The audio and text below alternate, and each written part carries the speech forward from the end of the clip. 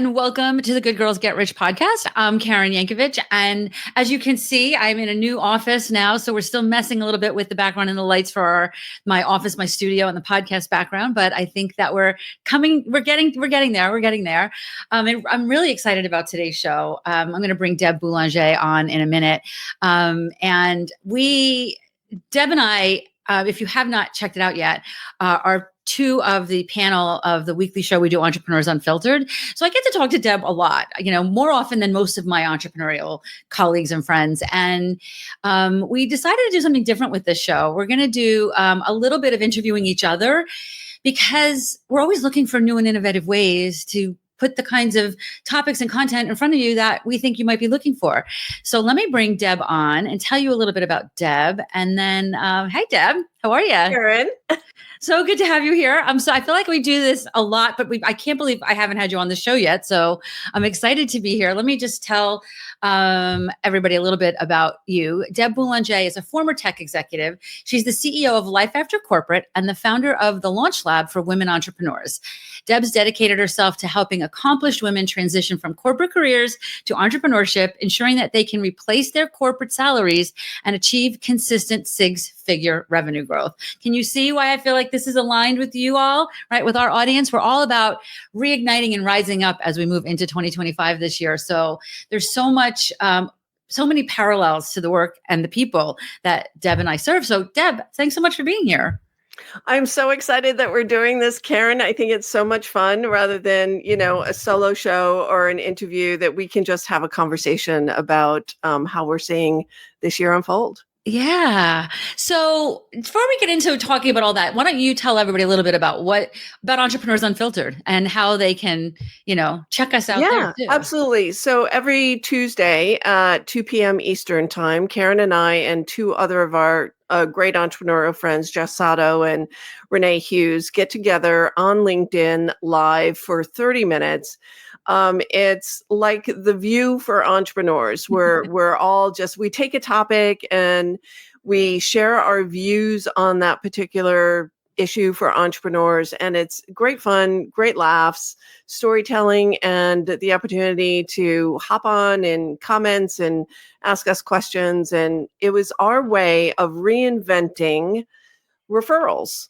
So Yes. instead of, let's remember why we did it in the first place was instead of who do you know, who can you refer me to, we decided to stream on all 4 platforms at the same time to introduce each other to our respective communities. So that's how we were innovating how we get referrals. And today we're going to talk about how we're innovating in other ways.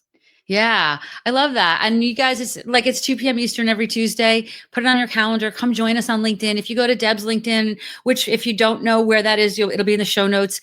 Go to my LinkedIn and just go to our activity history, and you'll be able to find the live events and the live videos. And we have an assortment of topics, but it's really, I love it. I love having an opportunity to kind of pick a topic and get different points of view on it. And we do try to, it's Entrepreneurs Unfiltered, right? We do try to not whitewash it. We do try to make it real. So anyway, join us there. So Deb, when we jumped on this call, Deb said to me, I've got an idea. So why don't you tell everybody a little bit about what we're going to do today?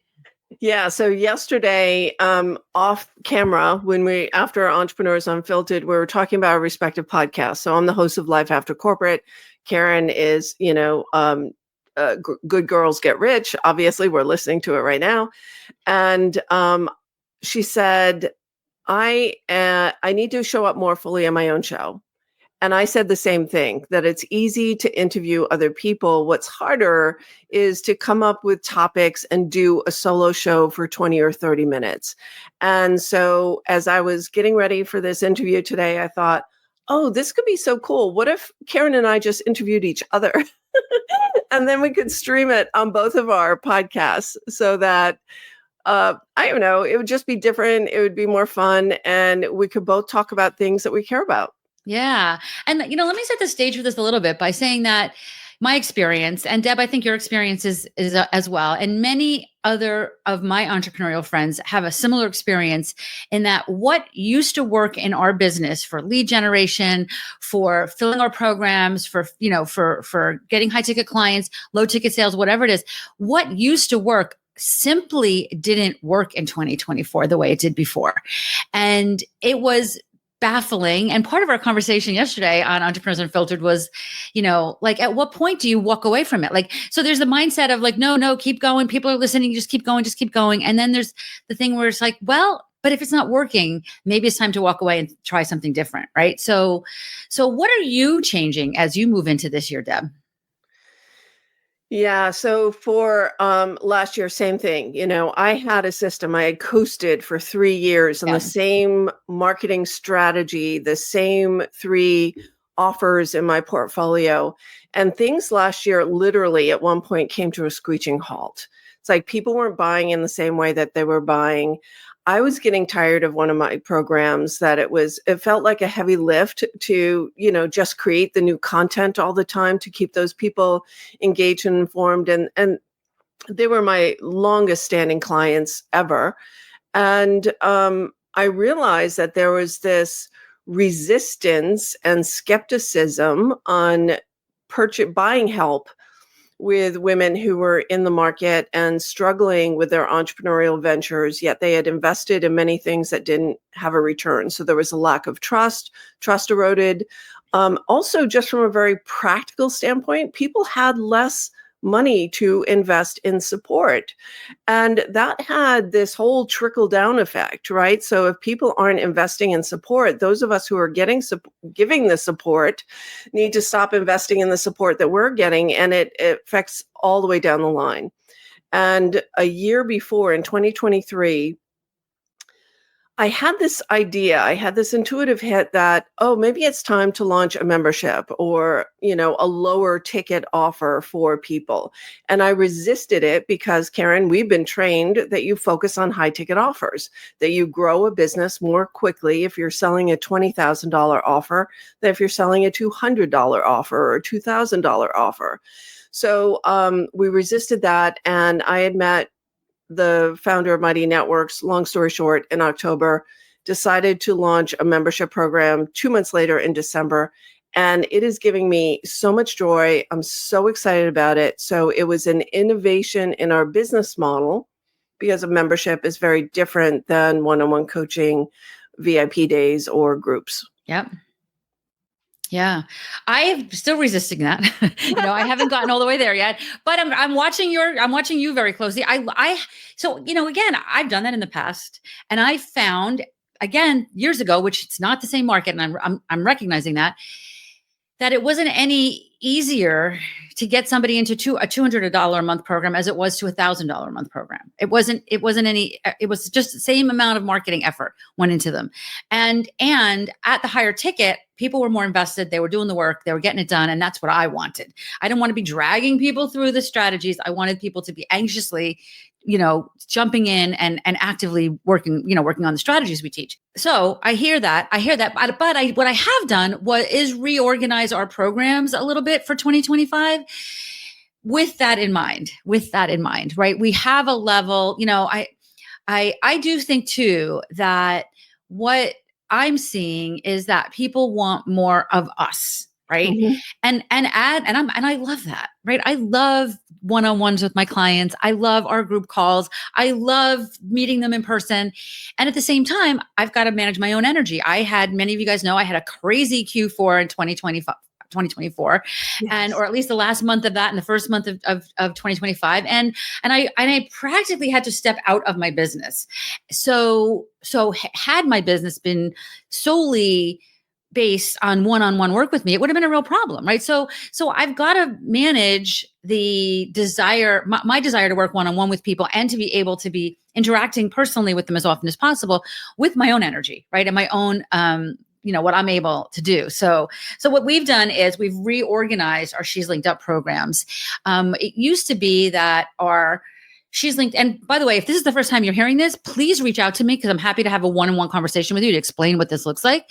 But it used to be that you had to go through our 12-week program first. That was like the entry level. And it was, the price typically usually landed around $7,000. There were times we increased it and decreased it depending on the support we gave, we've been running it for 5 or 6 years now. So we've changed the different levels of support. And as we change the levels of support, the pricing changes, right? But what we did was we pulled out a lot of the one-on-one and dropped that level lower so that we can get more. I want more women to be showing up in a big way, right? So I'm like, how do I reach them?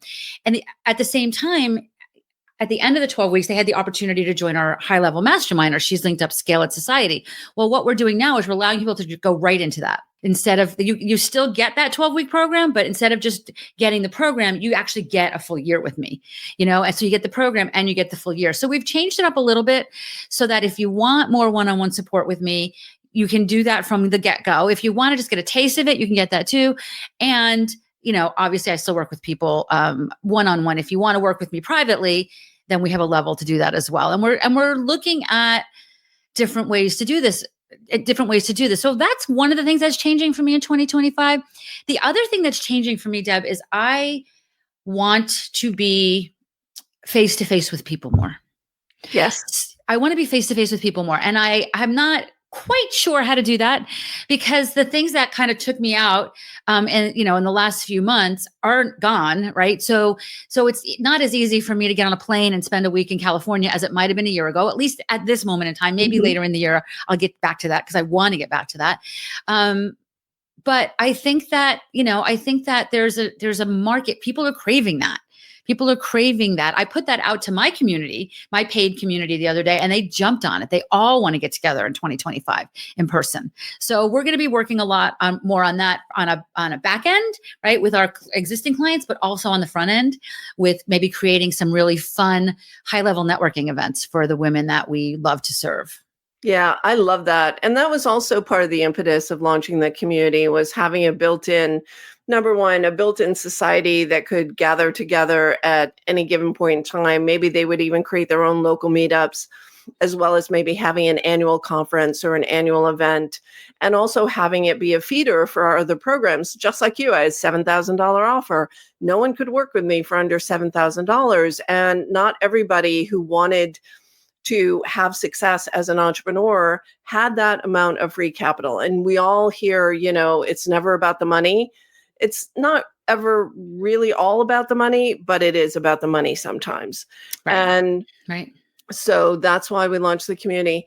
The other thing is, and you mentioned that everything depended on you, right? So I am in a position in my business now where I'm seeing an exit strategy. So the things I'm looking at are introducing things in my business model that are not dependent upon me being there all the time or being the sole deliverer of the service. So the other thing that I'm thinking of for two, maybe 3 years down the road is licensing.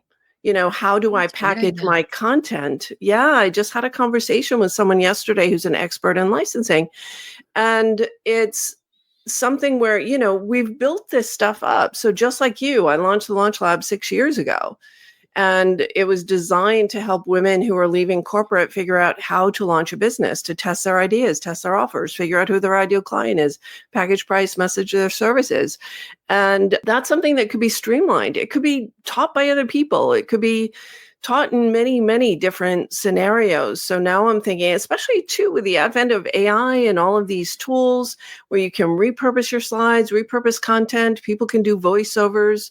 There's so many ways that you can leverage your content, which leads me to point number 3, which is monetize everything. Yes. So we've started to charge for the replays for our live launches.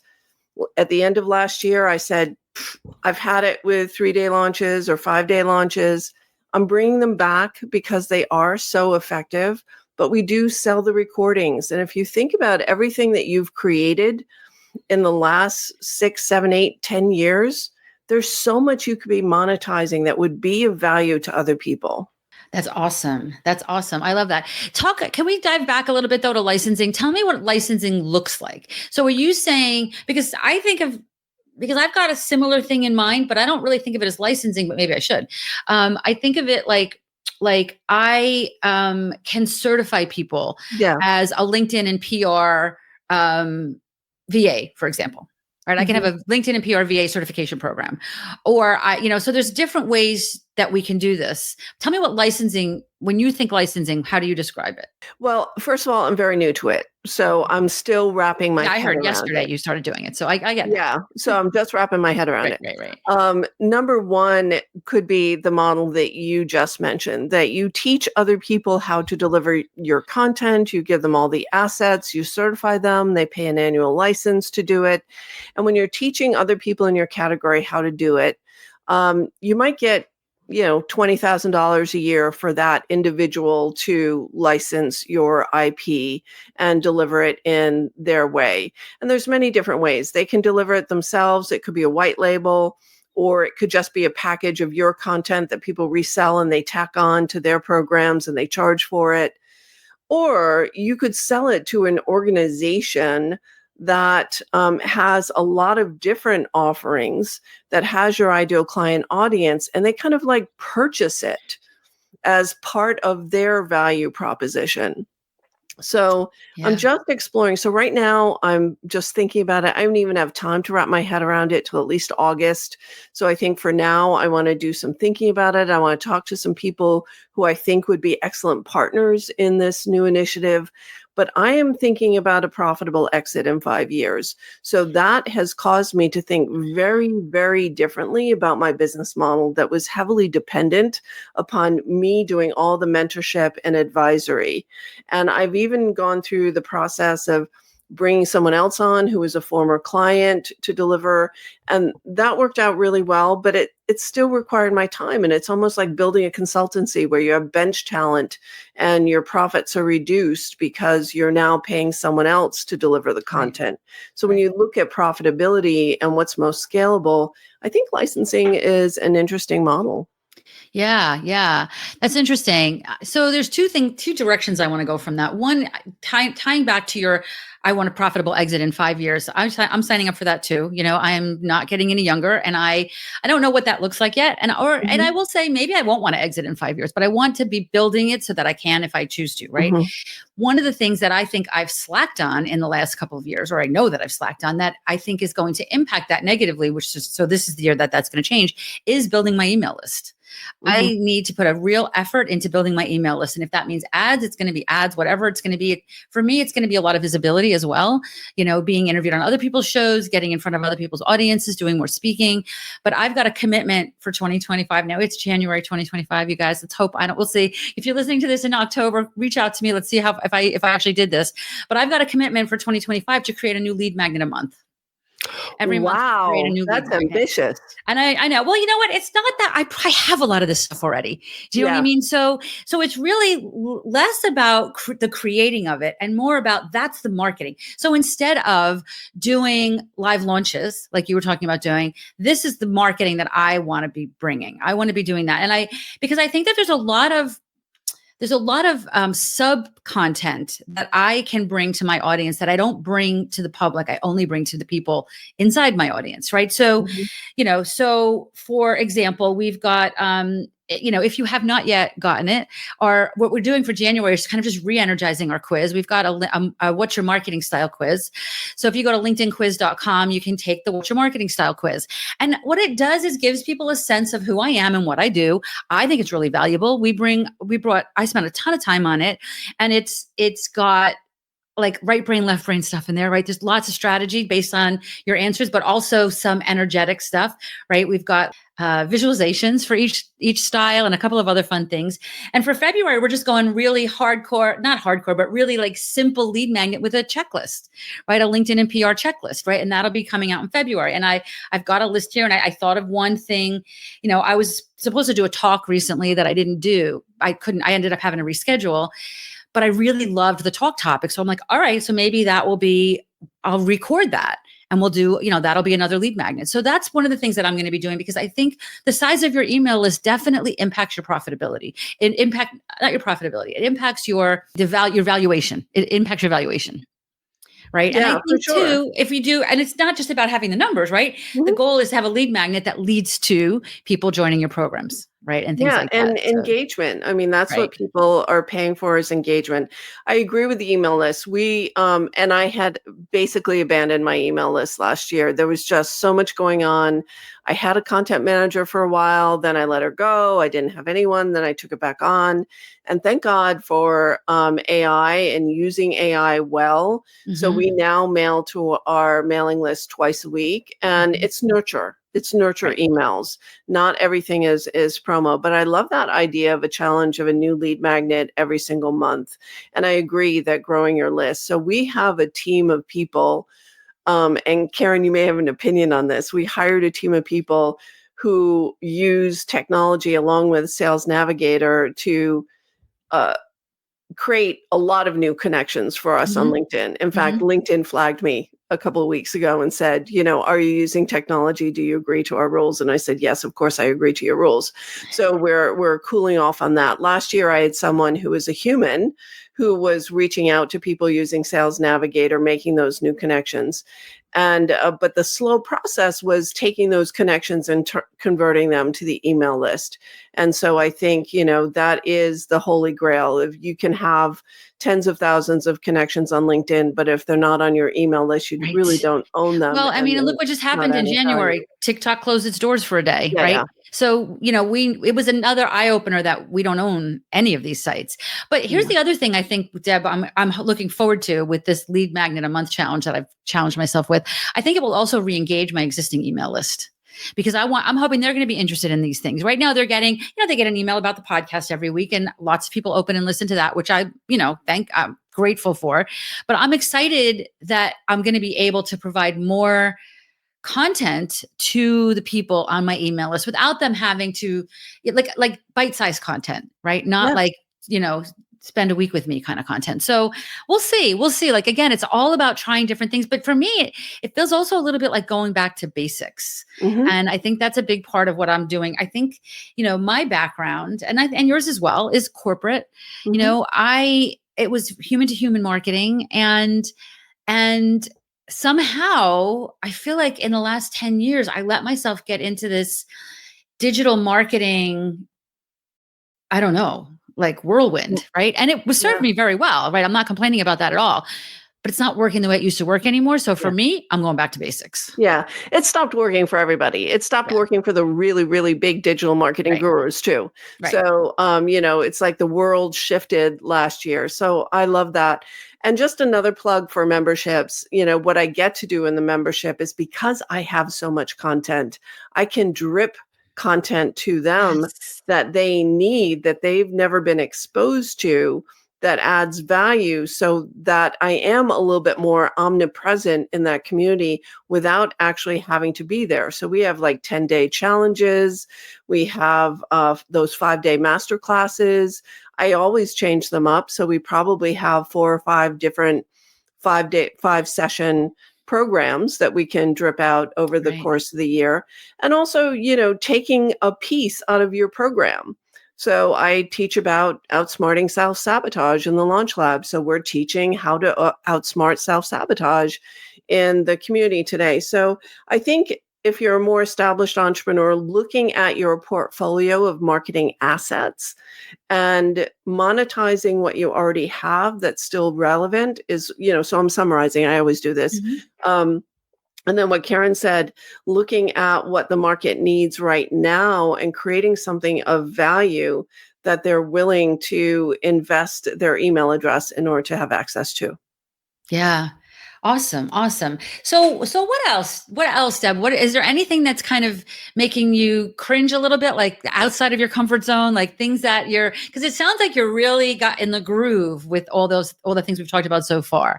Is there anything that feels a little bit like, I really want to try this, but I'm not really sure? Yeah, I think where I have never really invested time is with referral partner relationships or affiliate partner relationships. And part of this is the cringy part is I am so good at giving. And I know this about myself. I'm not that great at receiving, and I'm not that great at asking. Mhm. And so the stretch for me that's going to put me outside of my comfort zone is I'm going to ask more And in fact, I was just going back and forth with a new connection on LinkedIn and direct message this morning. And, she had been invited to our community and she said, no, thanks. And I said, is there anyone else in my community I can introduce you to? Are there any resources you're looking to get access to or any other way I can help? She said, not right now. How about you? And normally I would have just brushed that off, but then I got on a voice note and I said, well, actually, I'm looking to speak on different stages. And if you already, part of our conversation was she was connected to all these other communities that were already serving her. If you know of a community of newish women entrepreneurs where I could add some value, I'd love an introduction. So I think speaking and That's great. being consistent with that ask to speak on stages, because I know, like you said, Karen, in real life, whether it's in real life or on Zoom, when you get on other people's platforms and you can share your expertise, you always walk away with some new referrals or some new clients. Right. I love that. And it's interesting. I sent out an email this week, and one of the things I put in there was that commitment that I have a commitment to be on more stages. And then I literally put in parentheses, who do you know? Introduce me to somebody. I've got, many thousands of people on my email list. They may know people that can introduce me to a stage, right? Why, so, and again, though, that takes me back to basics, right?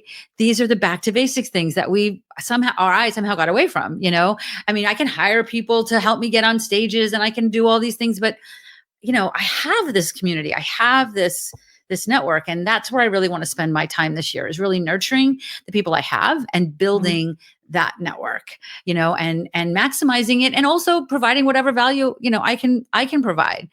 Because I think a lot of entrepreneurs are probably, especially women entrepreneurs, probably when you said, I'm really good at giving and not that great at receiving, we're kind of shaking their head when you said that. Yeah, probably. I think it's a woman thing in general, the whole caregiver gene, and also generationally too. When I grew up, it was like women were, and also all the cultural conditioning and corporate conditioning, we just work harder. So anyway, Karen, what are you saying no to this year? Well, I'm saying no to a lot this year. I have really looked at my I've really looked at what I'm doing, and I've really trimmed it down. I've trimmed down the organizations that I belong to, because I want to dive deeper into a few of them than being all over the place. But one of the things, because saying no to some of the maybe virtual organizations that I've been a part of is giving me a little bit more time to say yes to maybe showing up in person to some local events, right? To local networking things. I mean, I live right outside of New York City. I know you do too.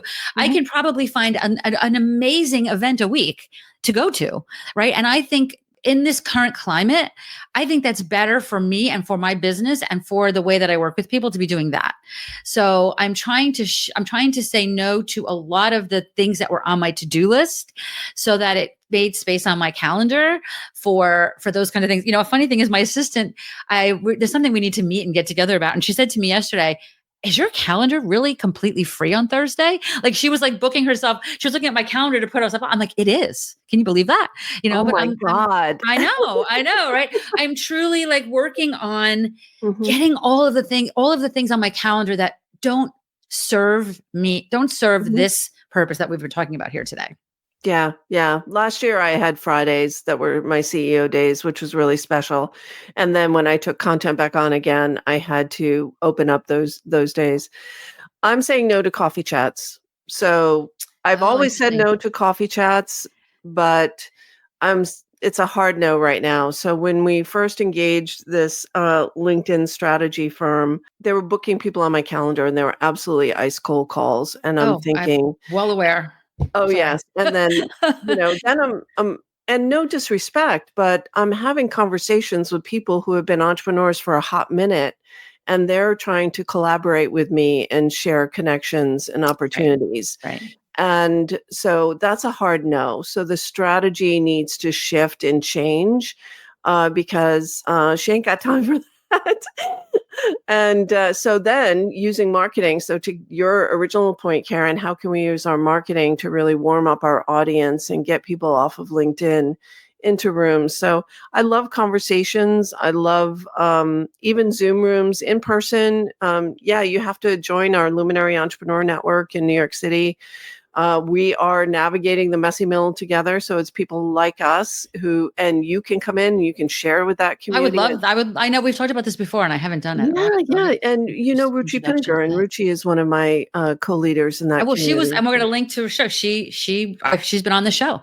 Yeah. Not long ago, only a couple months ago, I think. Yeah. So, the community gets really small, folks, when you start to hang out with the right people, and they can make connections for you. They can introduce speaking engagements for you. So, yes, less time on cold calls, more time warming up the audience. And I'm just super excited about the membership. I'm pouring a lot into understanding what makes a membership tick, because I'm super excited to building that group to 500 members. That brings a lot of value to that community and brings a lot of value to me and my business as well. That's awesome. All right. So where can everybody find you? What else is it is there anything I didn't ask you that I should have asked you? No, I don't think so. I think, what we shared was the inner workings of what's on my mind right now in 2025 and how am I showing up differently. The Life After Corporate podcast, and we're going to re-record, we're going to reshare this same show on my show. And, just take that as a lesson on if you have people in your community who you really want to elevate their voices. This was a really fun way to do it. I know I had fun. Karen, did you have fun? I know, I did too. It was great. I feel, and it was literally, we decided to do this 3 minutes before we hit the record button, so it was very organic and not at all scripted. So, it was fun. We'll put all the links to Deb's things below. Deb, what is it that you, they should certainly connect with you on LinkedIn, right? Mm-hmm. And is there any other thing? And then the podcast, right? We'll link to the podcast as well. Yeah, I think LinkedIn and the podcast. And if you're curious about any of the other things that we mentioned, drop me a note and direct message on LinkedIn. That always gets my attention, and we'll take it from there. Yeah, I always say that my direct messages on LinkedIn is the most profitable piece of online real estate in my business. And you all should be thinking about it that way, because so many people say to me, oh, I get so much spam from people. I'm like, if your inbox is all spam, that tells me you're not messaging people, that you're not having any real conversations there, that you're just reactive. Once you get a little proactive there, that LinkedIn DMs is and people are really profitable. Open. Yeah. So Karen, where can my audience connect with you? Same. DM me on LinkedIn, subscribe to the show, and LinkedInquiz.com if you want to get a sense of who I am and how I show up. I do believe that, I love strategy. I can talk about strategy all day long, every day, but all the strategy in the world isn't going to get you there if your energy isn't aligned with the ambitions that you have. So I do spend a lot of time on that as well. And the LinkedIn quiz is a great way to get a taste of both sides of that. So I'm excited to take that quiz. Yeah, it's a lot of fun. All right. Well, thank you so much, Deb, for being here today. This was fun. If you want more of the Karen and Deb show, come on over to Entrepreneurs Unfiltered. You can certainly catch it on either one of our LinkedIn activity feeds. You can find them there. And at this moment in time, we have no plans to stop. So 2 p.m. every Tuesday for the foreseeable future, Eastern, 2 p.m. Eastern for the foreseeable future. Thank you so much, everybody, for being here today. And I'll see you back next week with another episode of the Good Girls Get Rich podcast. And I think that's a wrap, my friends.